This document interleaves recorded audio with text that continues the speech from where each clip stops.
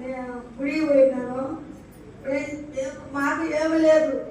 ఏదిరా మాకు పరిస్థితి ఏంటి, మా బిడ్డలకు పరిస్థితి, మా బిడ్డలు ఏమి లేకుండా అనాథ ఉండాలి, మా బిడ్డలు ఎట్ట సాగాలా, ఎట్ట చేయాలా అని నేను బాధతో మాయా అని నేను చేస్తా ఉన్నాను. చేపలు ఇంటికి పోయి తిరిగి నాకు కష్టం వచ్చి అంత కష్టాలు ఉన్నాను. విండి నేను దేవుడిని నమ్ముకున్నాను, భగవాన్ని నమ్ముకున్నాను. భగవాన్ నా కష్టం ఏంది, ఇటు చేయడం చేస్తున్నామని నేను ఇదే అనుకుంటా ఉండేది. నేను భగవాన్ కాడ గుడికాడ పోయిండేది. కళామేళ వచ్చింది. కళామేళ వచ్చి నాకు పళ్ళు తప్పులు ఉండేది. నాకు పేస్ట్ ఇచ్చింది.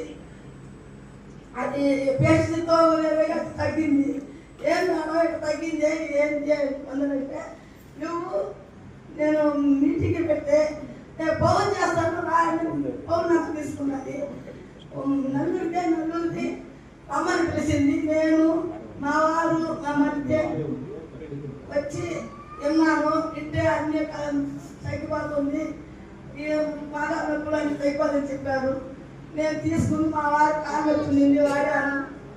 నాకు తొలి ఇన్కమ్ 331 రూపాయలు పడ్డది. ఈ నెల ఇన్కమ్ 40,000.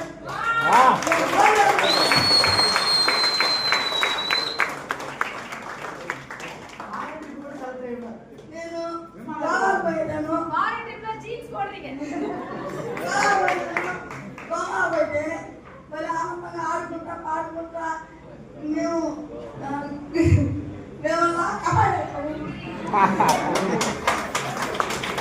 ఆడుకుంటా అంత ఆనందంగా ఆడేసిన గుట్లు ఎంత తినలేము చేశారు.